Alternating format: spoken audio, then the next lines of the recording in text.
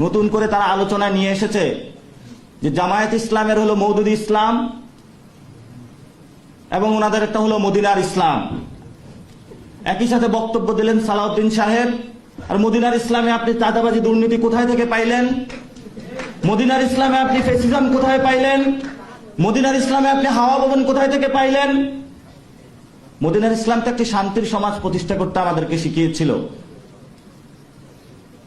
তো মদিনার যদি আপনারা বাংলাদেশে কায়েম করতে চান তাহলে মদিনার সনদটা একটু ভালো করে পড়ে নেবেন। নাসিরউদ্দিন অনেক সময় অনেক বক্তব্য দেয়, অনেক বক্তব্য দেয়, তার উপরে অনেক মানুষ বিরক্ত, আমি নিজেও বিরক্ত হই। অনেক সময় ওনার কথাবার্তা শুনলে আমার হাসি পায়। তবে এই প্রথমবার নাসিরউদ্দিন পাটোয়ারির কথাগুলোর সাথে আমি একমত। আপনারা আপনাদের মতামতটা কমেন্টে জানাই যাবে। উনি তো ঠিকই বলছে, মদিনার সনদে কি চাঁদাবাজি আছে? জোর করে মানুষের জমি দখলের রেকর্ড আছে। নাসিরউদ্দিন পাটোয়ারি কথাগুলো একদম সঠিক বলছে। ভাই আপনাকে ধন্যবাদ নাসিরউদ্দিন পাটোয়ারি।